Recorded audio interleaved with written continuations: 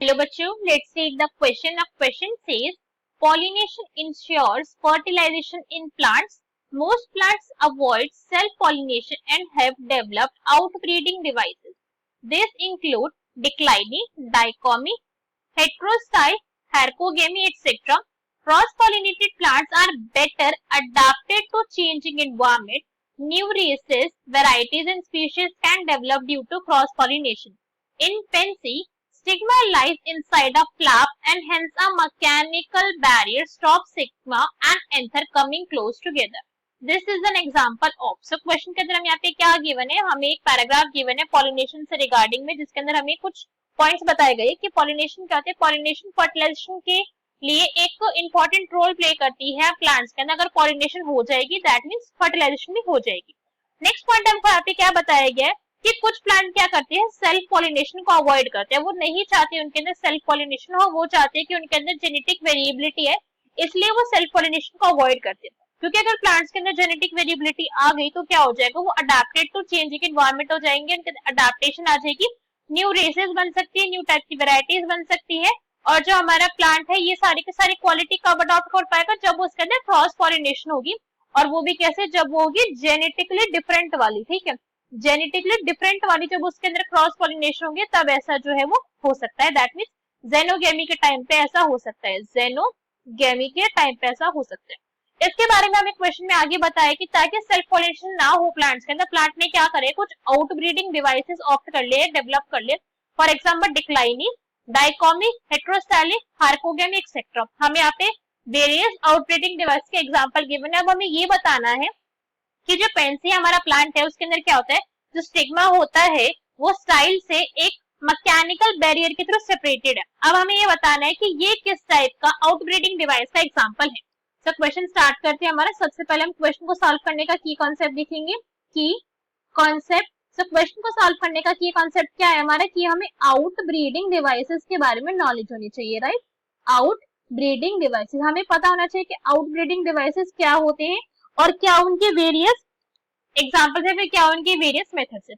अगर हम outbreeding devices की बात करें तो ये क्या है, बेसिकली ऐसे मेथड है, ऐसे डिवाइस, बेसिक डिवाइस का मतलब क्या, ऐसे तरीके हैं जिससे प्लांट क्या कर रहा है, प्रमोट करवा रहा है cross pollination. Okay, so it is method to promote cross pollination in plants, ताकि प्लांट में क्या हो सके, क्रॉस पॉलिनेशन हो सके, इसलिए प्लांट ऐसा करवा रहे हैं. क्रॉस पॉलिनेशन में जेनोगेमी वाला, दैट मीन्स वहां पे हो सके जेनेटिकली डिफरेंट वाली पॉलिनेशन की.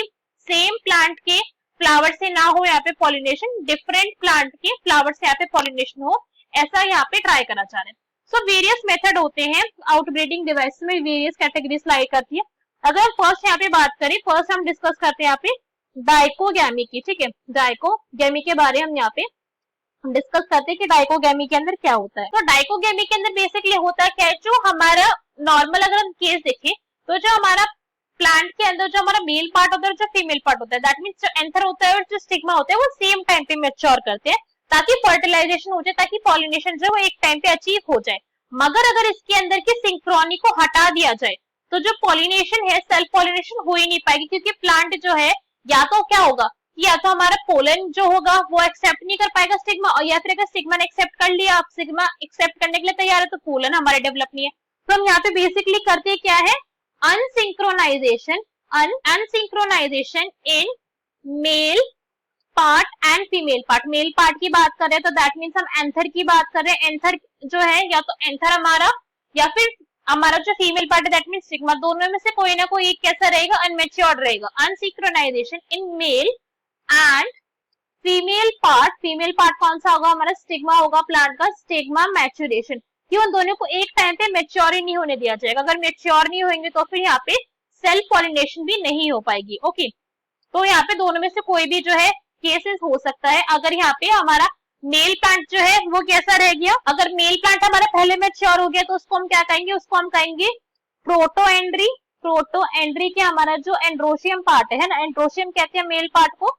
तो जो हमारा एंथर वाला पार्ट है, जो हमारा मेल वाला पार्ट है, वो पहले डेवलप हो गया, और अगर फीमेल वाला पार्ट हमारे पहले डेवलप हो गया तो हम उसको कहते हैं प्रोटोगाइनी. ठीक है, प्रोटोगाइनी, मगर एक टाइम पे नहीं होंगे डाइकोमी के केस में, डाइकोगेमी के केस में. नेक्स्ट देखते हैं, नेक्स्ट इसका एग्जांपल होता है इसका हेरकोगेमी, हेरकोगेमी के केस के अंदर यहाँ पे क्या होता है कि यहाँ पे नेचुरली एक फिजिकल बैरियर प्रेजेंट होता है प्लांट के अंदर ही। Okay, so natural physical barrier is present here.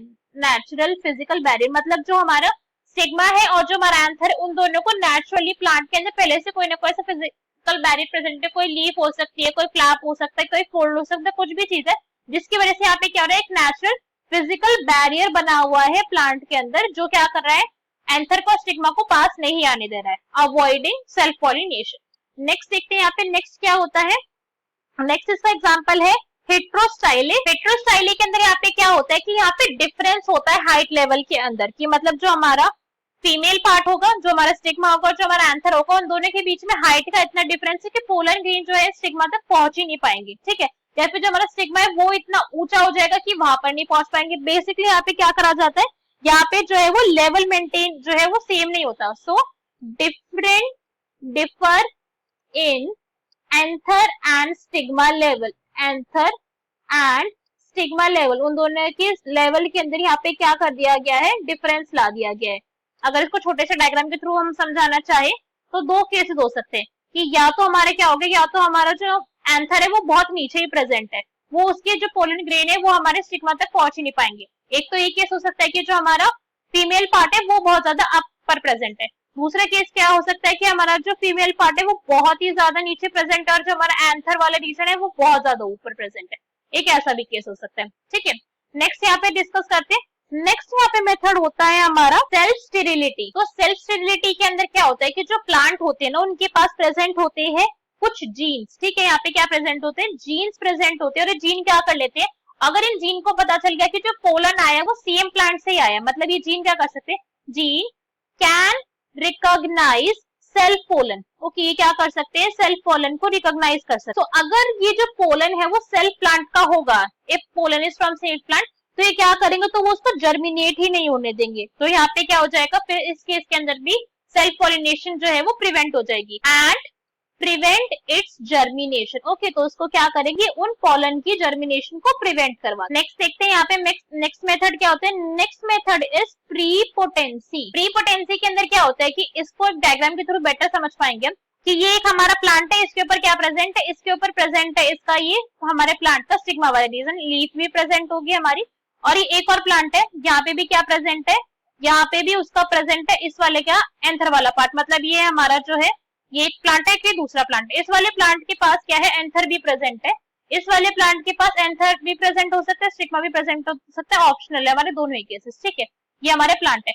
अब यहाँ पे क्या हुआ, ताकि इन दोनों प्लांट के अंदर सेल्फ पॉलिनेशन ना हो जाए, ये दोनों प्लांट क्या करेंगे कि इस वाले प्लांट का, इस वाले प्लांट की बात करें, इस वाले प्लांट का जो पोलन है वो इस वाले प्लांट से क्या हो जाएगा, फास्टली क्या हो जाएगा, मैच्योर हो जाएगा। तो ये वाला जो पोलन होगा, पोलन प्री मैच्योर, ये क्या हो जाएगा, ये प्री मैच्योर हो जाएगा, तो बोल सकते हो जल्दी मैच्योर हो जाएगा इस वाले एंथर के कंपैरिजन में। ताकि क्या हो जाए कि ये जो है इसको जल्दी से डिहाइसेंस तो जल्दी रप्चर हो और इसके पोलन ग्रेन दूसरे वाले प्लांट के स्टिग्मा के ऊपर जाके अटैच कर जाए। ठीक है, और इस वाले प्लांट के टाइम पे ये क्या हो सकता है, या तो ये वाला जो हमारा प्लांट होगा, बिकॉज इसमें क्या हुआ है, पोलन प्री मैच्योर हो गया, तो हमारा जो एंथर था वो तो मैच्योर हो गया मगर स्टिग्मा मैच्योर हो ही नहीं पाया। तो यहाँ पे डाइकोमी भी हो सकती है कि हमें हमारा जो फीमेल पार्ट था वो मैच्योर हुआ नहीं, दैट मींस हमें प्रोटोगाइनी का भी एग्जांपल की तरीके से देख सकते हो आप इस वाले पर्टिकुलर केस के लिए।